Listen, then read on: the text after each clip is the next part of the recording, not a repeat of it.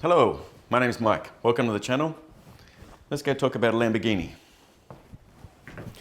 So this is my 2010 Lamborghini Gallardo Superleggera. The question I have, should I drive it 3,500 kilometers across country?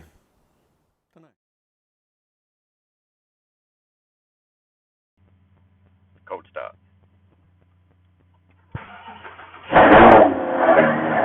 A few moments later.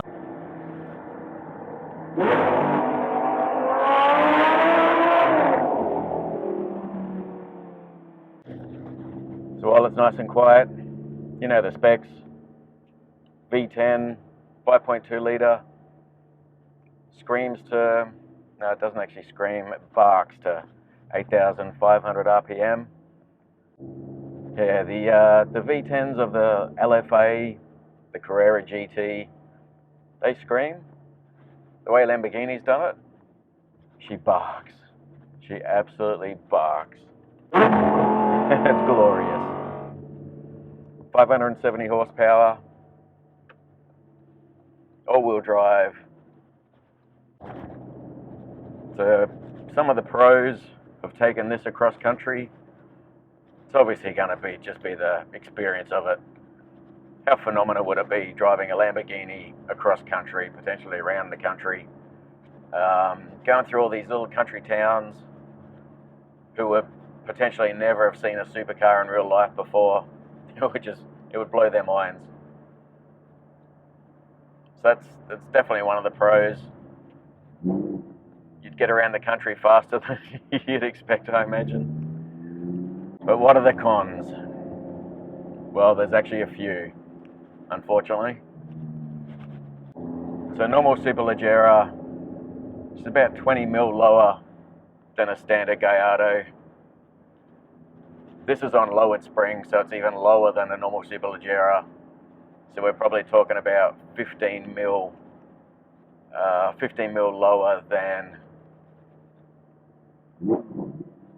a standard Superleggera, or 10 mil maybe, 10 mil lower than a standard Superleggera. Yeah, the comfort of this car is non-existent, really. The whole thing about the Superleggera is weight saving, so this I think saves around 70 kilos off the standard Gallardo, and it all comes down to lots of things really.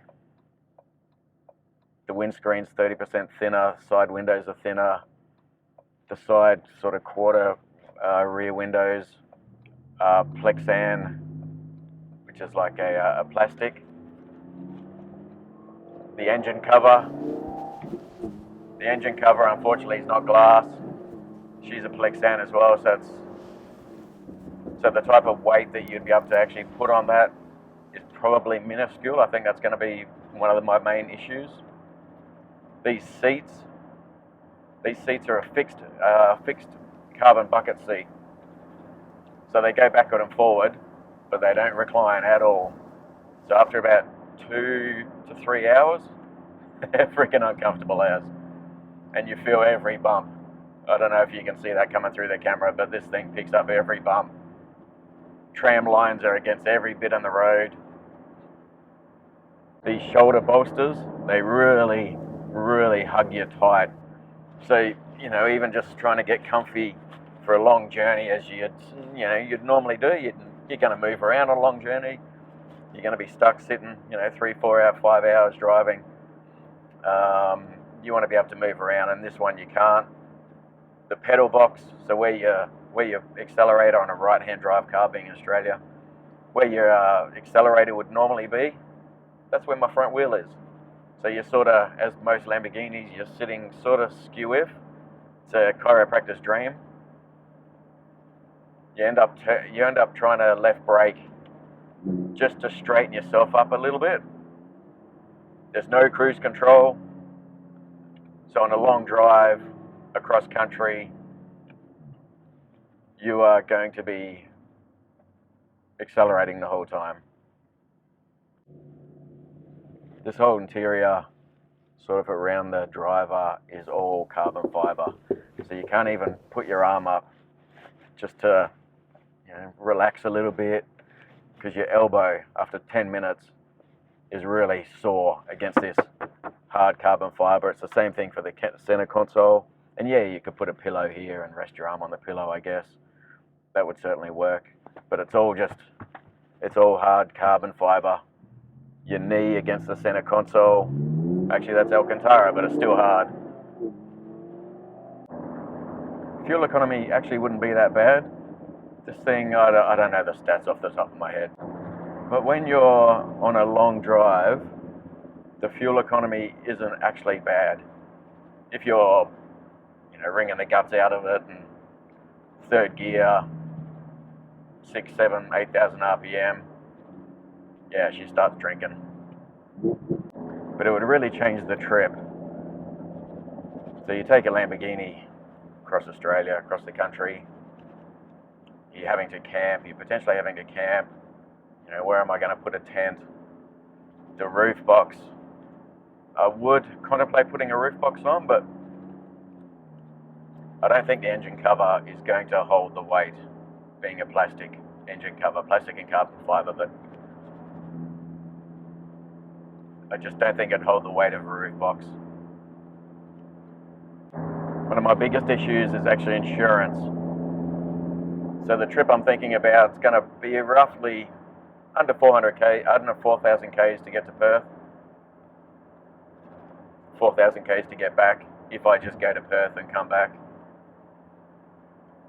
The insurance cover that I've got, my insurers are really good, but I'm limited to 8,000 kilometers per year, which normally is fine. I'm not even going to get anywhere near 8,000 kilometers driving this as a standard weekend proposition car.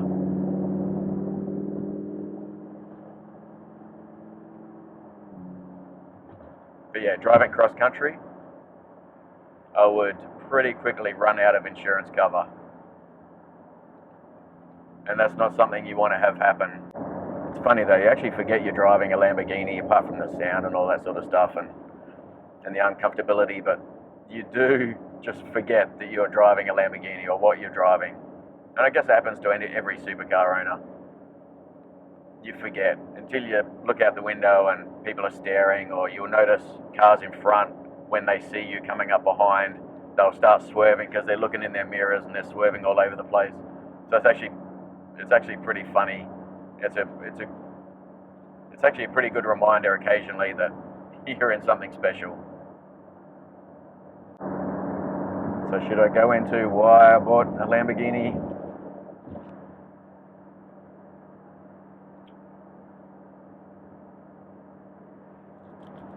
Yeah, over the last 2.5 years, I've suffered,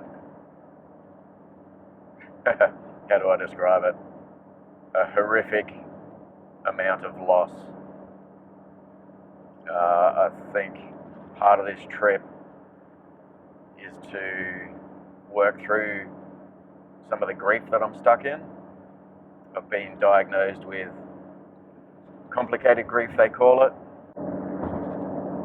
So I think part of this trip is to work through some of that grief, to get out of Melbourne.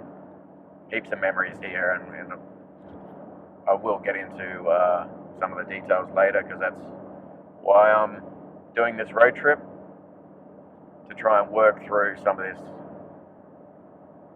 grief, some of this PTSD that I'm going through. And so the Lamborghini came out of that. It was, what can I do to make myself happy, or at least try and make myself happy. And unfortunately, at the end of the day, while this puts a smile on my face, it's not making me happy. Definitely puts a smile on my face though. But yeah, it's a band-aid. It's a band-aid, and I need to get to a point. I need to find life, I guess, which is it's just unimaginable at this point, at this moment. But we will get into more detail on that if you stick with me.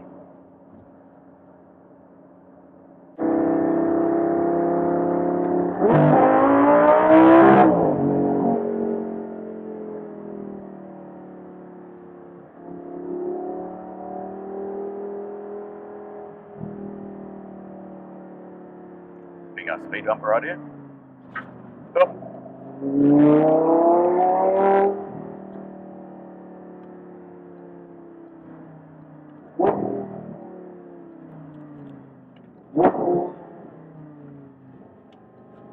She barks. So am I going to take the Lamborghini Superleggera 4,000 kilometres to Perth? Stay tuned to find out.